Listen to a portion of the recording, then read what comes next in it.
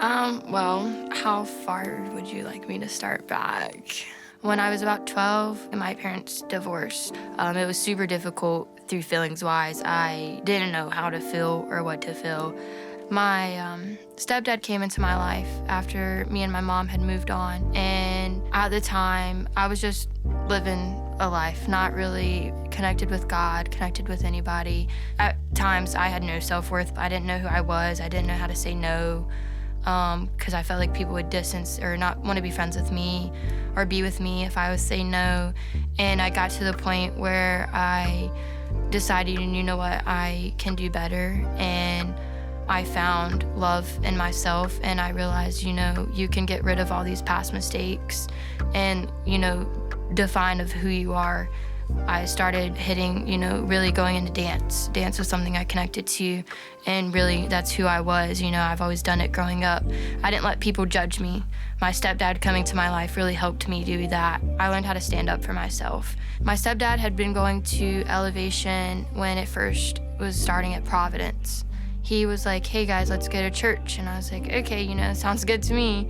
And we started going to Riverwalk. When I walked into Riverwalk, I met Sammy, and he was the youth director at Elevation. He helped me understand, what was going on at the church. And that day, we said the prayer at the end, and I accepted Christ in my life. And I decided, I wanted to be in an eGroup. And when I joined Tamisha's eGroup, she would help talk through things. She would give us check-ins every once in a while. She'd text us and be like, how is everyone doing today?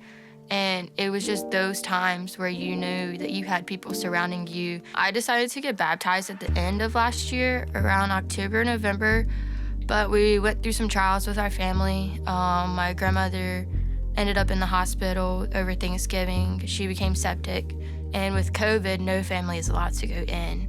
So, I get emotional, but anyways, me, my sister, and my cousin stood outside of the hospital building and just prayed. We prayed that she would get better. We really thought we were gonna lose her. It was super scary. It was just a super powerful moment for me, and it really helped me connect and understood that if it were to go downhill and she would have made it, that I would have been okay though.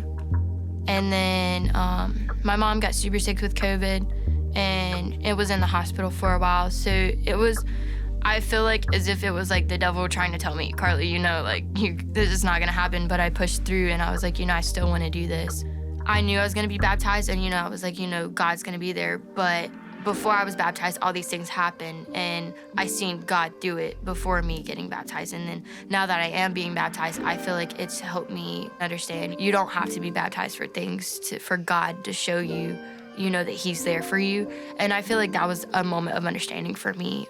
Going in the water, it was just like, I don't even know how to explain the moment that you have, but coming out is just relief. And I had my family there, and just looking at my family, and my grandmother was there too, and knowing, those people are there for me, and realizing, I'm taking my next step, and, showing everyone this is where I'm going with my faith, and this is who I'm walking with.